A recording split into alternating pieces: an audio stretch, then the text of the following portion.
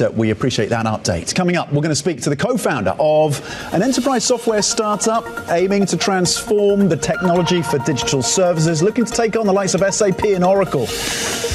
We'll talk about AI as well. That is next. This is Bloomberg.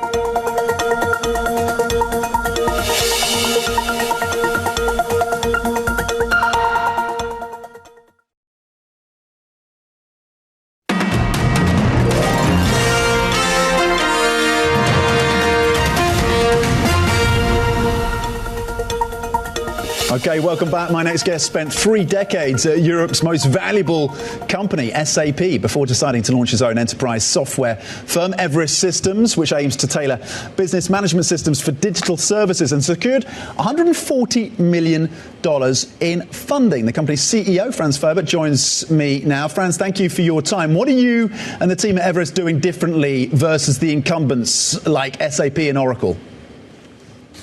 First of all, Tom, thanks for having me. It's a big honor to be here.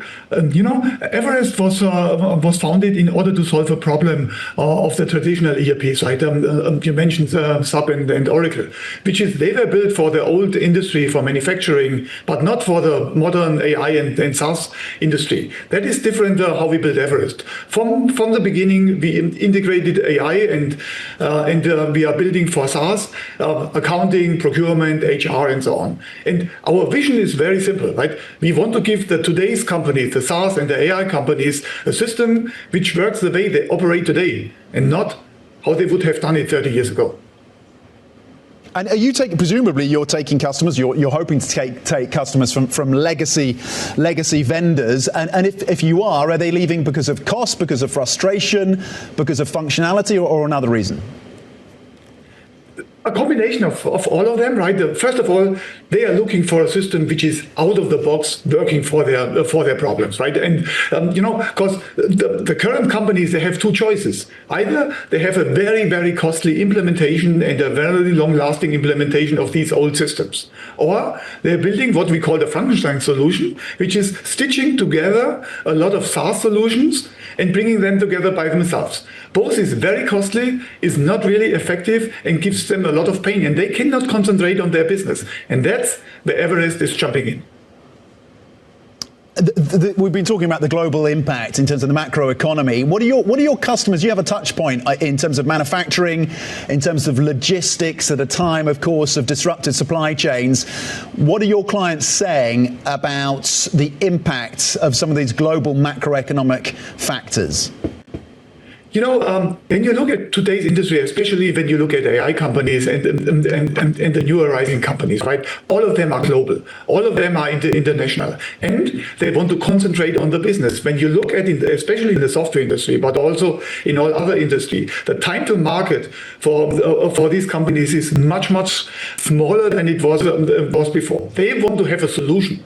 They don't want to look at configuration and all the kind of stuff they have to do in order to come time to value. And that's what they are looking for a solution for their problem. Yeah. But are you seeing concern about the economy? Are they flagging concerns about the economy, your customers? Are you seeing any pullback? Not at all. Not at all. The contrary is true. It's the truth. Because, the time to market, what AI especially is changing in the industry, what we see in the SaaS industry, they are looking for how can we avoid the problem and the costs, which is normally happening with these old and hard systems, right? Having a simple system which simplifies their processes, that's what they are looking for. So not at all. How are you integrating AI then into your products? Are your clients just experimenting with AI right now, or actually using it, implementing it, and getting real financial gains as a result of it?